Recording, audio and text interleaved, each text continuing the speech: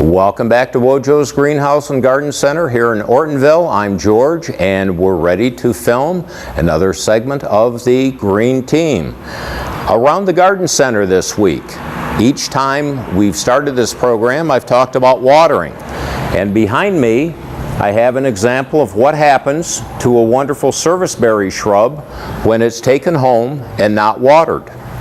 These two plants were sold just a week ago, and less than a week later returned to the garden center. The leaves were starting to turn their fall color.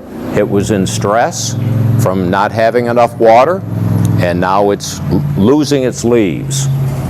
If this was rehydrated and planted again, get the roots back moist again, this plant will revive and do quite nicely. But again, the essence of watering is so critical. It makes such a difference with the plants, and as you can see what happens when you don't. Another thing that we've talked about each week, and it's getting closer now, next week when this airs, it'll be into August, and the time that bucks start rubbing their antlers. We've talked about the time to put the tree guards on. The tree guards we have here are for a little bit smaller tree diameter. If you have larger trees, you want to go to something like Home Depot, Lowe's, whatever, get larger plastic corrugated pipe that you can slit and put around the outside of the trunk of your trees. Without that, it doesn't take long for a buck to kill the trees. I've seen pictures of them being very brutal to the outside of a tree, peeling the bark off, and that provides doomsday for that tree. If it's done severe enough, it won't survive. So we want to keep the tree trunks protected. We also have the chemical products, the Repels-All liquid fence and plant skid that you can use to help keep the deer away, as well as your regular garden plants, the hostas, and the other plants that the deer go after.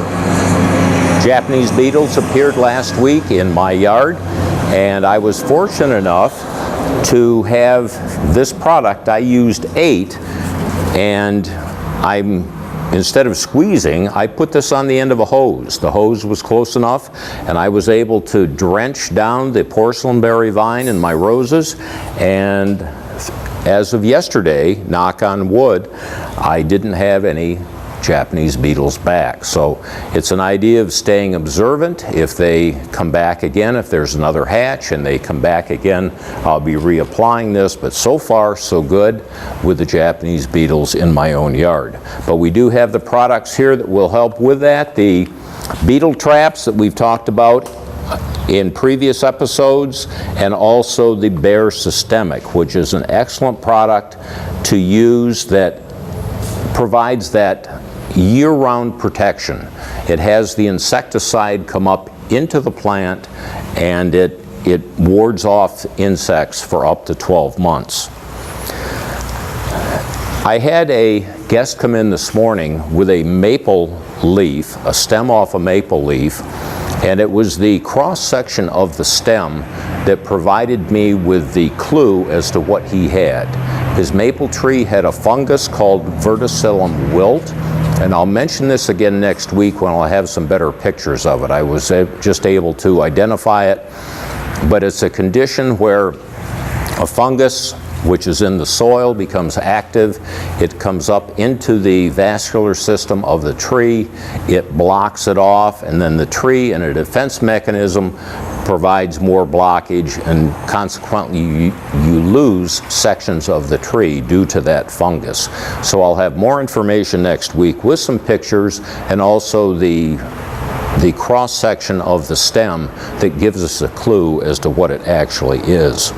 We're going to take a break now and move the camera and go out to a mulberry tree we have on the side of our property. We want to talk about fall webworms. Yesterday, Ray and I were looking over at the corn, how tall it was growing, and we noticed, whoa, what have we got here in our weeping mulberry tree? Closer examination, we have the fall webworm that is very, very active. Characteristic of the webworm is creating the web effect on the outside of the branches, and ways of taking care of this. Had this tree been protected by the bare systemic, the insecticide would have been up in the tree, and any time the initial insects started to eat the leaves, they would have been killed. Needless to say, on our property line, we don't use the bare product.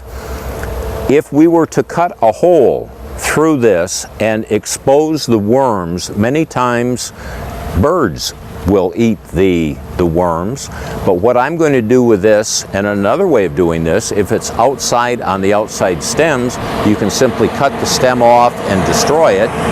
Or what I'm going to do after the show today is to simply open up the web and spray all of the little crawly worms inside with an insecticide that will kill them. But right now they are having a feast, devouring the leaves of this weeping mulberry tree.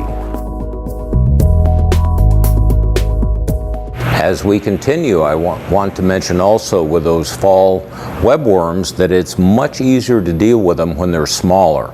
That whole web out there is pretty expansive, and it's going to take a little bit of time to take care of all of the worms on the inside. But if you take care of it when it's smaller, much, much easier to do. We've talked about watering. Also, I don't want you to forget about fertilizing your annuals. It's important, if you want nice looking annuals, to keep the fertilizer going to them every 7 to 10 days. Also, we normally use August 1st as a cutoff point for fertilizing the nursery stock, the trees and shrubs. We don't want any tender new growth on the ends of the stems that may be frosted when a freeze comes along. So with that, August 1st is generally our cutoff point for fertilizing trees and shrubs. Wanted to mention that many people are now enjoying their crops from their gardens, but you don't have to have just one crop. You can have a succession of plantings and enjoy your garden into the fall. Many of our vegetables will have a ripening time frame that is well within the nice weather we have into the fall, and you should consider that not just having one ripening season, but several for your garden with a succession. The oak wilt that we talked about several months ago, not pruning your oak trees, that do not prune time is approaching an end, and probably once we get into August, we'd have an opportunity to start pruning your oak trees again. Nancy Zerlag this past week in the Detroit News and Free Press in her gardening section talked about the up and down, the roller coaster of our weather and how difficult it is to keep on top of your plants. And Nancy's article talked about, again, fertilizing and watering and staying on top of them. We're going to take a break and come back with another segment.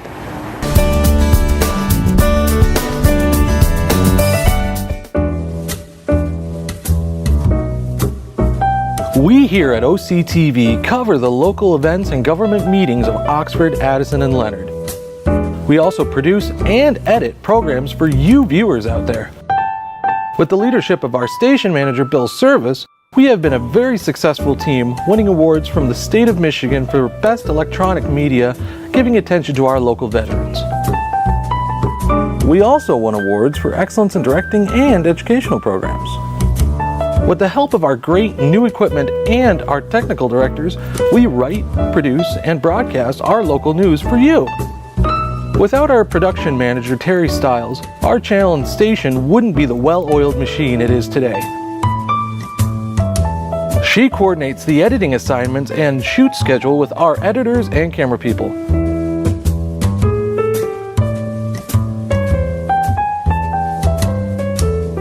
OCTV and its communities make a great team.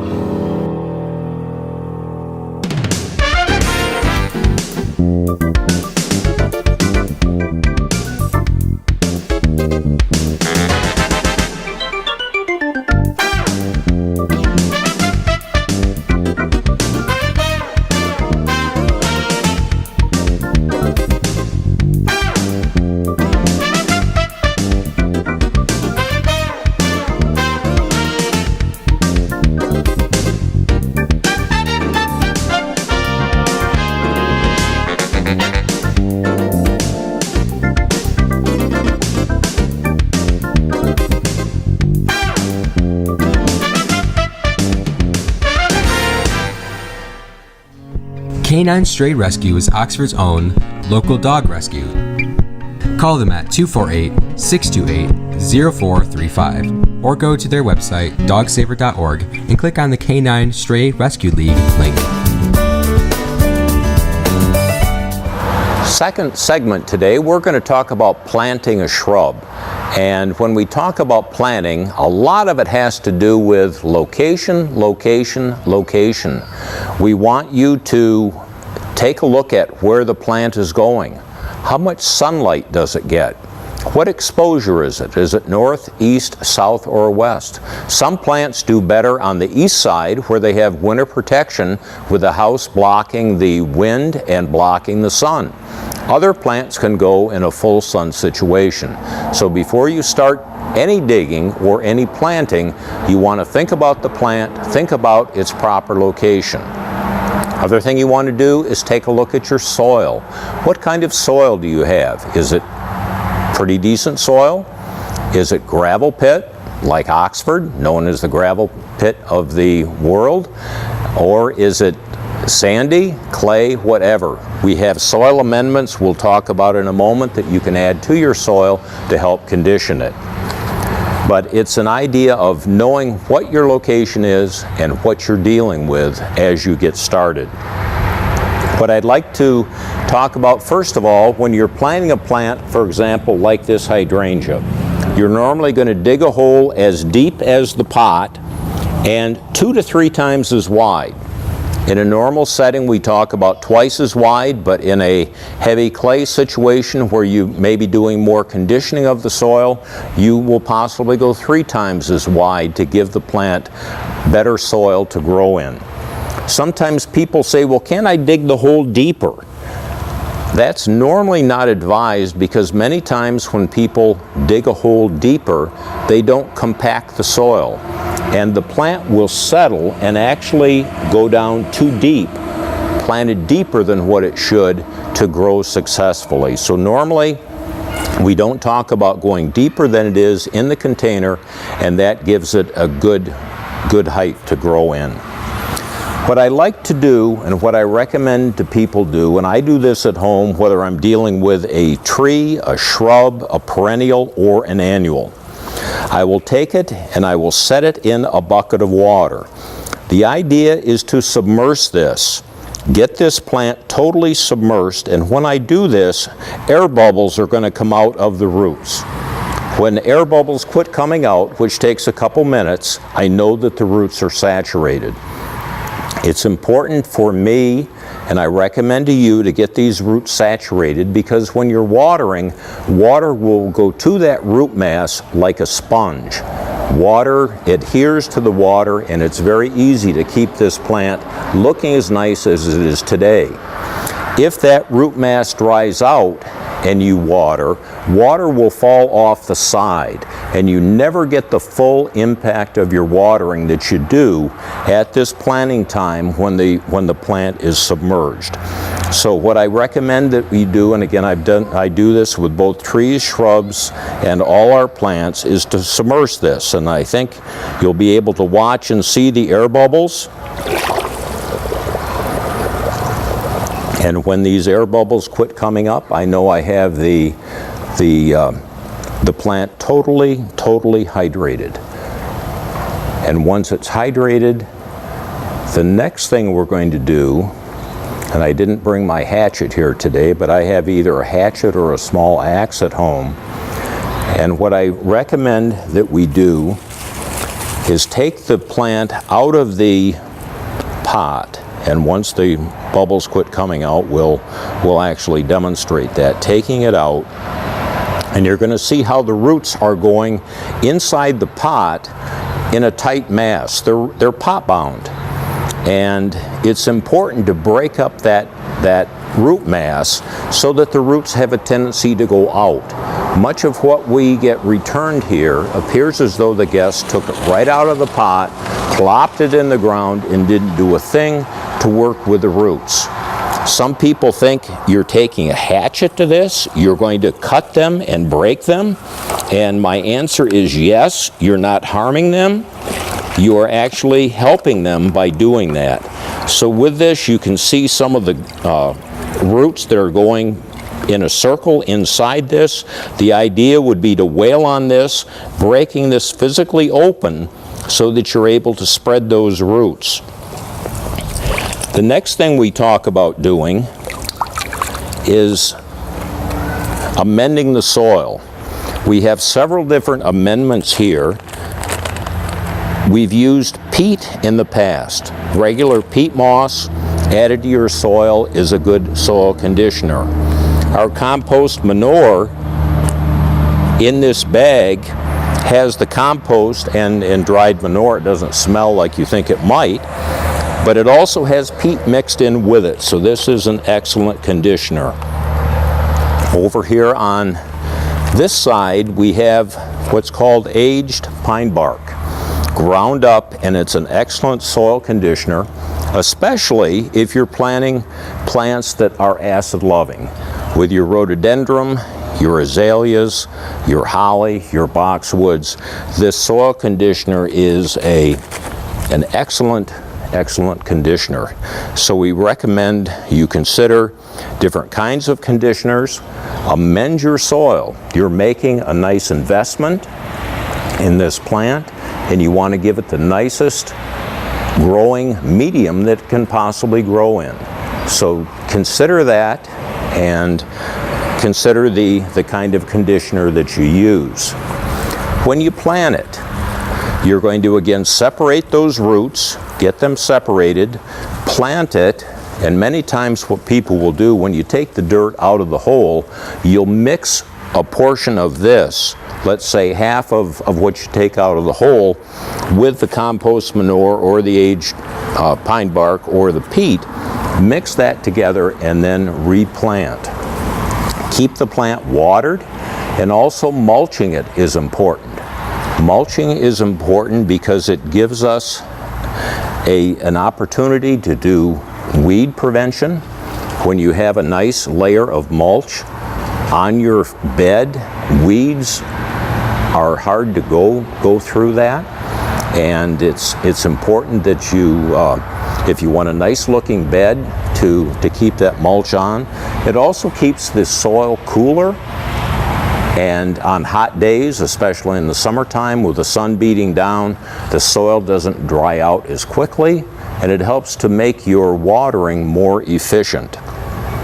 So again, the other thing I wanted to mention, we recommend using plant starters. This is a granular plant starter called Biotome. This is a liquid that you mix with water and then pour around the plant. Each of these, while they're applied a little bit differently, do an excellent job in helping to stimulate the roots. We want to take the roots from its container. We want them to grow very nicely away and get yourself a nice new plant growing in your landscape.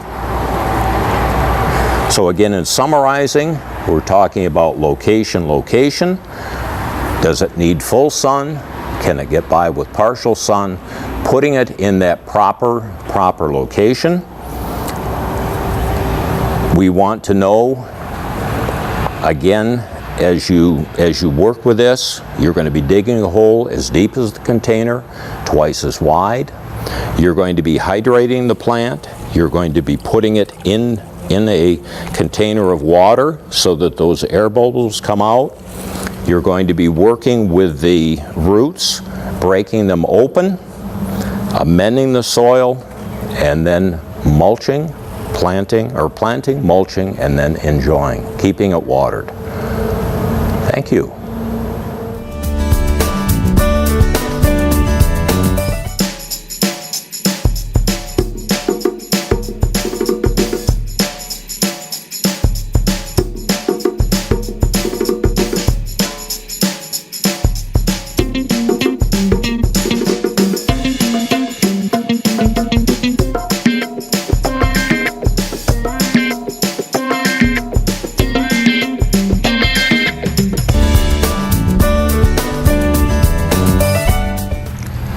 Final segment today is going to talk about pruning.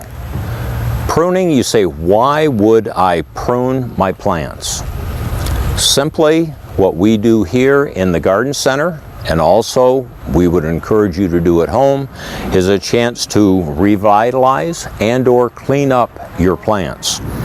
To give you an idea of what we did with these plants here, this particular hydrangea came in, it was overgrown and it was floppy, and I pruned it back to probably about 12 inches. But you see the nice new growth coming off of this.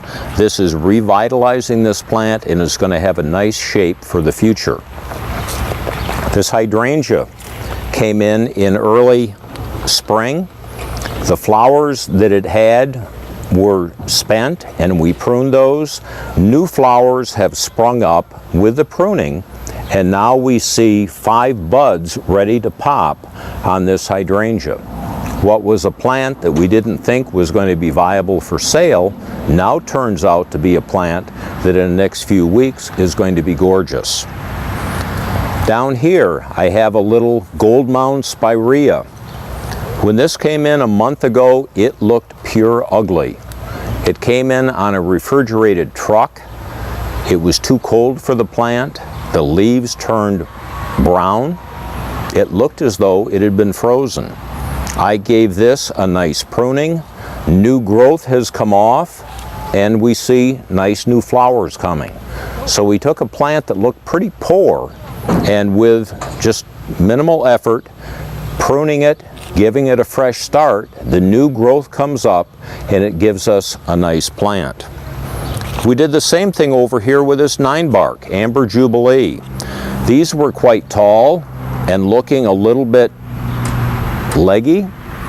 We pruned them back and you can see now this nice new vibrant growth with the classic color of the Amber Jubilee. More of the gold and the orange is now coming out on these new stems.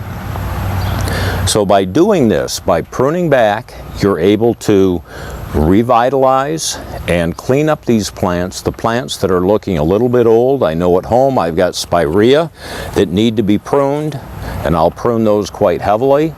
I've also got some bridal wreath spirea that were there with a house. My great-grandfather planted them probably close to 80 years ago. They're still growing nicely, but they need a haircut periodically, so I'll be doing that fairly soon so that it won't be too big next spring. Over here on this side, we show what happens if you deadhead and cut back a rose. We look at this one that I'm going to demonstrate how to do that pruning versus this one. Which one would you want to buy in the garden center? Would you want to look at this one that looks a little haggard, or would you want this one that's showing some nice new growth, new buds, some vitality? And that's what we do here in having our plants look nice. Down here we have an example of a dappled willow that we cut back, and within 3 to 4 weeks this is going to have nice new growth and grow nicely. Over here I have a honeysuckle plant, not the honeysuckle vine, but a honeysuckle shrub or bush. These again were looking very leggy, very rough looking, not very attractive. We pruned them back heavily, and you can now see the nice new growth that has come on and is growing, and even new flowers. The flowers that were on a month ago have passed, but on each of these new stems we're seeing flower buds starting. So that gives us an opportunity again to revitalize the plant and give you some extended beauty in your landscape. Many times when you do prune back a plant, when the new growth does come on, you see the new growth and the flowers come back. We're going to move over here, and I'm going to first of all start with the spirea. If this spirea was bushier than this, I'd probably use a good set of pruners. But this is small enough that I think I can probably just lump these branches together.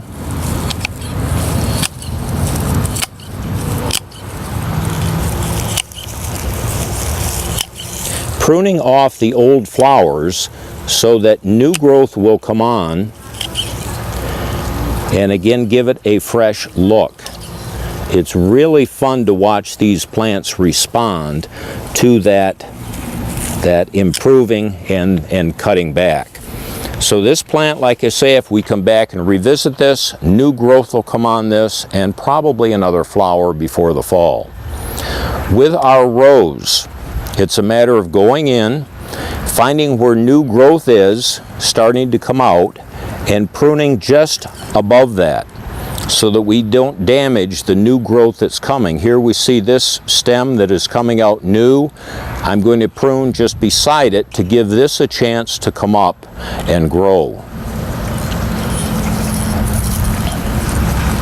This still has buds, so I'm going to leave this. This one is spent, so I'm going to cut that. Cutting this one here.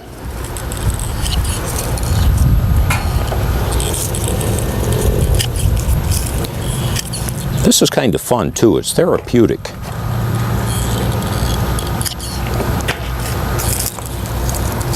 Out in the beautiful sunshine, and it's the final product that really looks so sharp on these. When you take the time to do the deadheading, and I know our folks in perennials right now are doing major deadheading on the flowers over there to have them look nice, but we deadhead in all the departments here, taking off the old flowers, revitalizing the stems to have them look nice. It just takes a little bit of time to get this done, but I think you can already see in this area how much nicer the plant looks by having the old flowers cut out, and what you have left is that new vital growth that will spring new flowers and come around on this side so that I can get to the plant easier.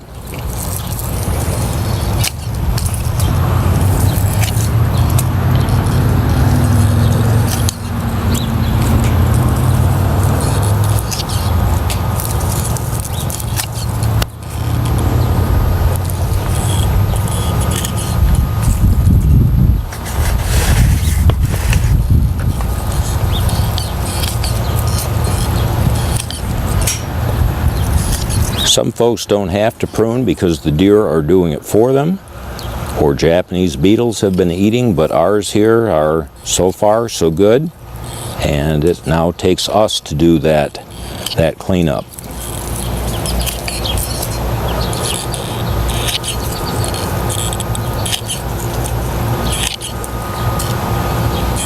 Again, pruning just above where that new growth is, not to interrupt it, so that in time that new growth will come out, new flowers will come out, and it just makes a very attractive plant.